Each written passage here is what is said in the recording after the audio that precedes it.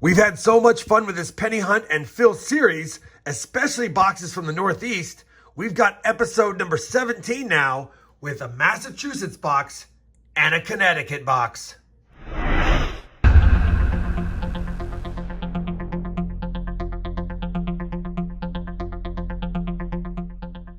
Hey everyone, it's Rob with RobFindsTreasure, and welcome back to my channel. Now, for those of you that have not been watching this penny hunt and fill series, I always have the playlist linked both down below in the video description as well as up here so you can check it out before you watch episode 17. Now, if you've been caught up and you've watched the first 16 episodes, you'll recall in the last episode we had a couple of Northeast boxes and did really well with 6 upgrades and 3 additions. The album now sits at 151 of the 234 spots completed. We still need a lot more from the 30s back, and we do need some upgrades in the 60s, 70s, 80s, and 90s, and we also need some of these Denver minted and San Francisco minted wheat cents from the 40s and 50s. That being said, being Northeast boxes, we're probably not going to fill any of the more modern spots unless we run into a Denver mint or a San Francisco mint, but I'm also looking and hoping for some oldies to get some of the first couple of pages complete.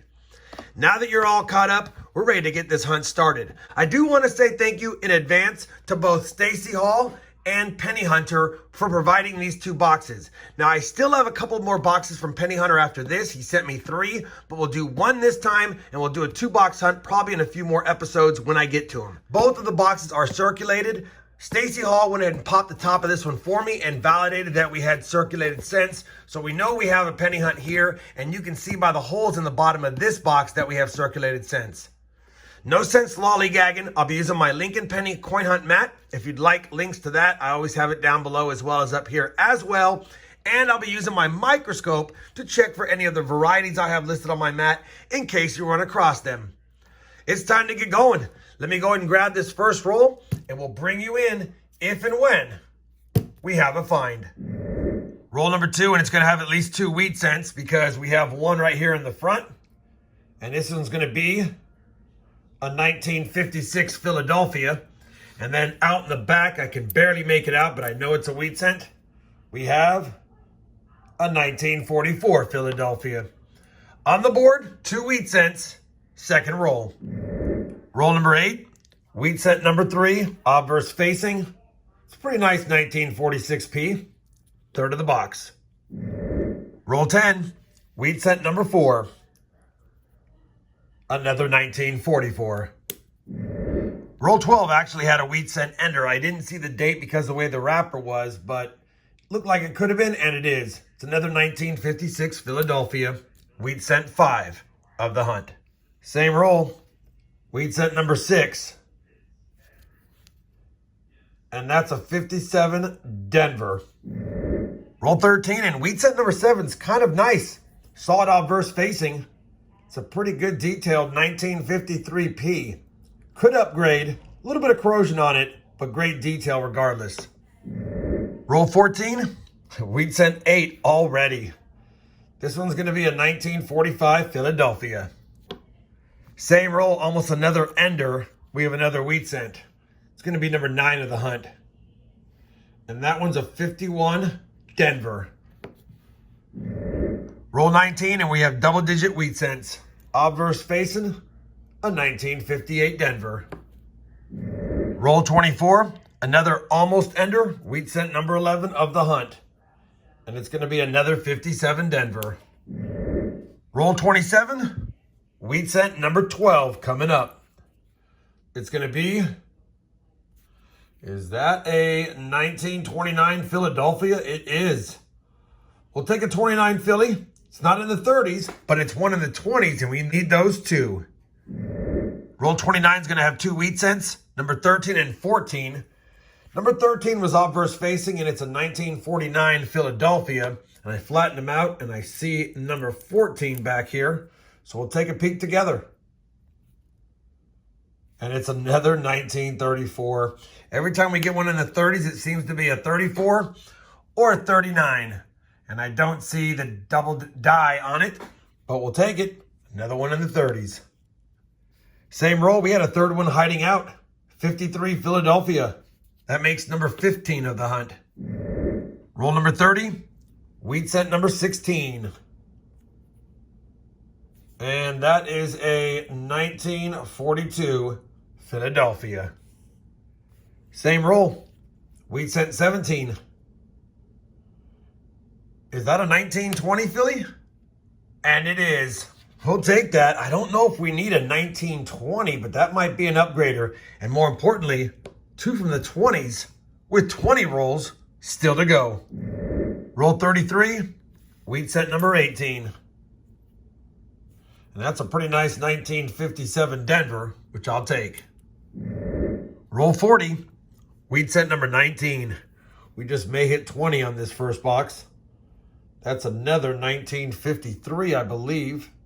It is Philadelphia. Well, we're going to have our 20th wheat cent because roll 41, flipped it around, has a wheat cent ender. Let's see what it is. Wheat cent ender, wheat cent 20. That is a 1937 Philadelphia. And we may need that. Maybe. Well, it looks like roll 50 is going to give us a parting gift. Wheat cent number 21. Reverse facing. The 1946 Philadelphia again. Well, the Massachusetts State box has been hunted, and it was a good box. 21 wheat cents. Can't get mad at that. We did get 2 in the 30s and 2 in the 20s. Hopefully, we need some of those. We also got 18 foreigns, 17 of which were Canadian, including one of the young heads. And then we even found, which I didn't show during the hunt, a 1978 Bermuda 1 cent with that pig on the back. On top of that, we got 359s and a couple of decent copper cents. Not sure they'll upgrade, but pulled them out anyway. We also almost filled the copper cup, which is typical of the Northeast.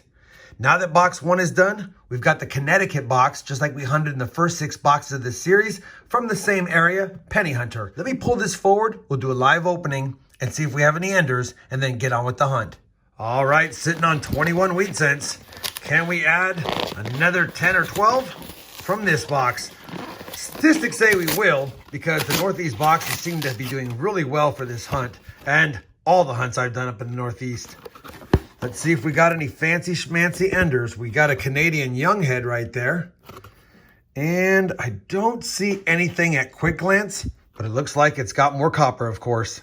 Let me push it back, and I'll bring you in on the first find of box 22. Roll number 8 of the Connecticut box, and we finally have our first wheat cent. And believe it or not, I think it's a 46S, and it is. Pretty sure we have the 46S, but we might as well check it to see if we have that S over D. I've yet to find one of those, and the hunt still continues. Either way, first wheat cent of the box, 22 for the hunt. We're on the same roll, roll number 8, and we've got a dandy here. I've got a 1972 Philadelphia under the scope, and when I first put it under, I could clearly see that we had doubling on the 2, a little bit on the 7, a little bit of notching on the 1, and on the 9. So I knew the date had doubling. I slid it over to Liberty to check there, and you can clearly see we have doubling at the base of the L, as well as doubling on the B. It's hard to see because of the circulation wear, but definitely have some splitting there. So then I proceeded to bring it up to the motto, and that's when it was confirmed 100%. You can clearly see that to the left, we have splitting on all the letters in God, in we, and all the letters in trust. Again, I know it's harder to tell on the camera, but you can clearly see that we have doubling, doubling, doubling. It's everywhere. So we know we have one of the 72p DDOs. I brought up Variety Vista's website because there are 10 different 72p DDOs that you should be looking for. A lot of them are attributed by both NGC and PCGS, and that's their numbers down here. Mine doubling is to the left. We know we don't have this kind of doubling on the date, so the 101 is eliminated. The doubling on the 102 is to the right, so that's not an option. The 103 is to the left, so that's a candidate. The 106 is to the left, but it's not very heavily doubled, and mine is, so that's eliminated. And the 108 is heavily doubled. So I went ahead and checked the markers for the die markers on the 103, and I was able to eliminate it. And when I brought up the 108, the telltale sign is above both T's. You should have a little die scratch or a little die gouge right there. It's like a little dot. So when I bring mine back up, you can clearly see we have the die gouge above that T. And even though it's dirty, there's another one right there. So we know we have the FS 108 and it's not in bad shape. It's probably a low mint state brown, maybe a high AU. So I wanted to see what the value was on PCGS for that. And when I bring up the PCGS pop report for a 72p DDO FS 108, and I bring up the price guide, in an AU 55, it's a $25 coin. In a mint state 60, it's a $30 coin. And this is brown grades. And a mint state 63 is 45. I don't know if I'd get a mint state 63 brown out of this, but it's definitely not bad. So in my opinion, this is somewhere between a $25 and $50 coin as it sits. Good mint luster, actually a little bit of red on it, but it's a brown all day. We're gonna flip that one up, FS 108. That's a variety, and that's a good find. Now let's get back to the hunt. We're on roll 21, and box 2 has been kind of slow with only one wheat cent, but that DDO. I bring in, though, because we're going to have our second wheat cent of this box and 23rd for the hunt, a 1926. It's great to see a 20s wheat cent. I saw it on verse facing, but I think we already have one, and this one's not in the greatest shape. Either way, another 20s. Can never get mad at that.